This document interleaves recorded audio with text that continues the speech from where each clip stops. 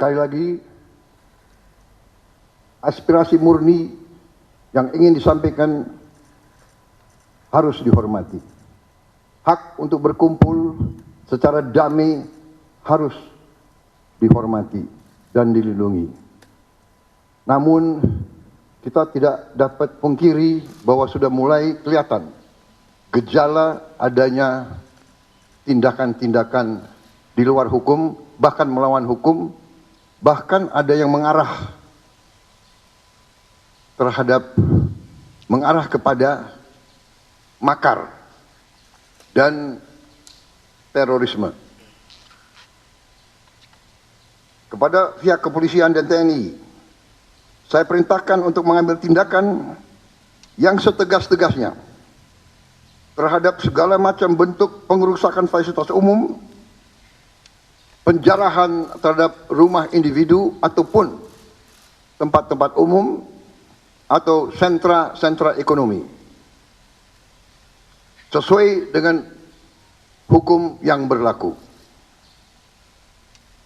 Kepada seluruh masyarakat, silahkan sampaikan aspirasi yang murni dan tuntutan dengan baik dan dengan damai. Itu tadi pemirsa, kita sama-sama telah mendengarkan pernyataan dari Presiden Republik Indonesia Prabowo Subianto. Aspirasi murni dari masyarakat harus didengarkan. Pak Sugiat ini menanggapi bahwa ternyata rakyat ini telah ada beberapa masalah yang saat ini sampai terakumulasi dan dibutuhkan untuk didengarkan dan juga didapatkan solusinya, Pak Sugiat.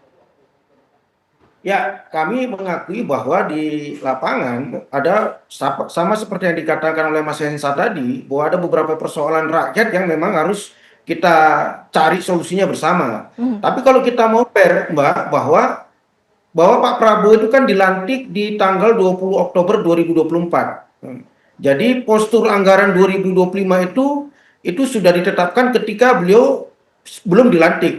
Walaupun beliau terlibat dalam menyusun anggaran itu di APBNP 2025. Jadi memang sebagai presiden pada tahun pertama ini beliau belum bisa bergerak untuk mengorkestrasi bagaimana kebijakan ekonominya. Tapi di 2026 ini sedang dalam proses pembahasan di DPR. Kita sangat optimis bahwa akan terjadi perbaikan-perbaikan ekonomi yang akan dijalankan. Apalagi ada beberapa program Pak Prabowo yang itu sangat menyentuh hajat hidup rakyat. Misalnya terkait dengan program makan bergizi gratis, pembangunan dapur-dapur umum, itu pasti akan bisa menjadi salah satu solusi dari bagaimana rakyat bisa bekerja. Karena kalau bayangkan Mbak, satu dapur itu 47 orang yang akan bekerja. Pasti itu nanti rakyatlah yang akan mengisi posisi-posisi di dapur umum itu. Begitu juga misalnya dengan program Koperasi Desa Merah Putih yang akan tereksekusi di anggaran 2026. Itu pasti akan menggerakkan ekonomi rakyat, ekonomi desa di akar rumput, yang secara otomatis bisa meningkatkan kesejahteraan rakyat. Dan banyak lagi program-program lain seperti sekolah rakyat dan hilirisasi yang itu bisa menjadi solusi dari apa yang disampaikan oleh Mas Hensa tadi.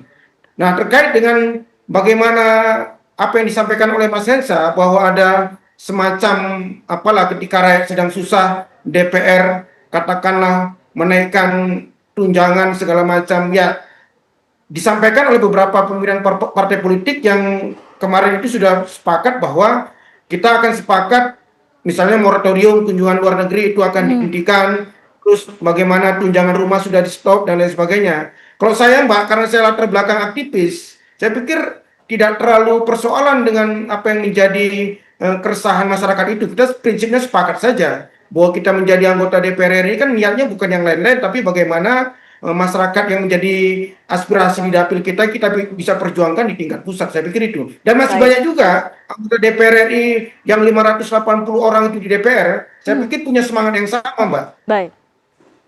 Yang juga menjadi perhatian dari pernyataan Presiden Republik Indonesia Prabowo Subianto adalah dengan adanya aksi teror dan juga aksi anarkistis yang saat ini juga sampai dengan saat ini menjadi perhatian tidak hanya dari Presiden tapi juga seluruh masyarakat dari Indonesia. Mas Herman, Anda menanggapinya seperti apa? Ya, tentu ini kan berawal dari pemerintah juga membuka ruang sebetulnya untuk ruang demokrasi dan penyampaian aspirasi. Bahkan di DPR sebetulnya dalam periode ini sudah dibentuk alat kelengkapan dewan yaitu Badan Aspirasi Masyarakat. Ini kan untuk membuat kanal. Dan tentu kanal aspirasi ini diharapkan ya sebetulnya untuk menampung berbagai harapan, berbagai kritisan masyarakat, yang inilah yang kemudian direspon secara kolektif, kolegial di DPR. Mestinya kan tidak harus kemudian ada demonstrasi di jalan kalau kemudian kanal ini betul-betul dapat diefektifkan. Oleh karenanya tentu nanti ke depan kami juga akan usul kepada pimpinan agar badan aspirasi masyarakat ini bisa menangkap lebih lebih terbuka dan tentu masyarakat bisa menyalurkan berbagai aspirasinya. Nah, Baik. terkait dengan indikasi apakah ada anarkisme dan kemudian terorisme, tentu ini ada indikasi ya. Namanya Pak Presiden tentu banyak informasi yang masuk kepada beliau dan melihat bagaimana suasana. Kan kalau normal-normal saja menyampaikan pendapat, pandangan masyarakat kan biasa. Di depan DPR juga sudah biasa. Bahkan kami ya hampir setiap minggu juga ada demonstrasi. Tetapi ini lain gitu ya. Ada hal lain yang tentu kemudian diiringi dengan adanya pembakaran, adanya perusakan gedung-gedung negara, fasilitas-fasilitas umum, yang sesungguhnya ini juga sebetulnya dibiayai oleh uang rakyat. Ini juga ada fasilitas negara yang tentu semestinya kita jaga bersama. Kantor-kantor kepolisian, kemudian kantor-kantor DPRD itu kan gedung-gedung milik negara, bukan milik anggota DPR. Nah, oleh karenanya melihat indikasi seperti ini tentu banyak informasi yang masuk yang kami tidak tahu karena ini sudah menjadi ranahnya eksekutif. Namun kami partai-partai tentu mendukung setiap langkah Presiden, langkah Bapak Prabowo Subianto untuk mengambil langkah-langkah yang strategis untuk menormalisasi dan tentu ke depannya bagaimana menjamin segenap rakyat Indonesia dari berbagai aspek, dari sisi keamanan, dari sisi sosial, dari sisi ekonomi yang tadi diharapkan oleh Mas Hensat. Tentu ini ke depannya bagaimana disentuh secara baik dan dapat dirasakan secara adil oleh masyarakat. Baik, Bang Hensa, silakan menanggapi. Sesungguhnya apa yang menjadi penyebab sehingga terjadinya eskalasi ataupun perubahan arah dari sebelumnya memberikan pernyataan ataupun aspirasi hingga terjadinya beberapa daerah yang terjadi aksi anarkistis ini, Bang Hensa? Ya, sebetulnya kan tuntutannya keadilan sosial bagi seluruh rakyat Indonesia itu ya, Windy. Tapi saya setuju dengan Pak Sugiat dan Mas Herman tadi bahwa sebuah aksi anarkis tidak seharusnya dibiarkan. Nah, ini kan pertanyaan besar kemarin. Pertanyaan besarnya rakyat itu justru pada saat masa anarkis itu menerobos masuk ke rumah Ibu Sri Mulyani ya. Itu kan menteri, kelasnya kelas pejabat negara, kelas wahid itu. Kalau ada RI-nya mungkin RI 3 lah itu, karena bendahara negara. Nah, sampai kemudian bisa diterabas itu merupakan pukulan tersendiri menurut saya bagi pemerintahan Pak Prabowo. Maka sudah seharusnya segera dilakukan perbaikan-perbaikan. Kemudian yang kedua, saat ini menurut saya pemerintah perlu ada tokoh-tokoh yang menenangkan gitu ya. Maka saya menghimbau Presiden juga bicara dengan para mantan presiden, para mantan wakil presiden yang memiliki masa besar untuk bisa menenangkan dan memberikan pengertian terhadap kondisi negara saat ini. Kemudian saya juga menyarankan bagi pemerintah untuk kembali berkomunikasi dengan media massa mainstream, baik itu TV, radio, cetak maupun online, agar mereka memberikan suasana yang menyejukkan, menyampaikan pesan-pesan yang baik. Karena dicitrakan selama ini pemerintah seperti meninggalkan media massa dan wartawan dan lebih konsentrasi pada influencer-influencer dengan subscriber besar. Nah, per hari ini misalnya, kita tidak mendengarkan tuh informasi-informasi atau pesan-pesan yang menenangkan dari influencer-influencer geng IKN misalnya ya, yang waktu itu diajak ke IKN oleh pemerintah. Itu sama sekali per hari ini nggak ada itu himbauan-himbauan untuk tenang, lebih mengedepankan kesabaran, dan menyadarkan bahwa kita adalah satu saudara, satu negara, satu bangsa.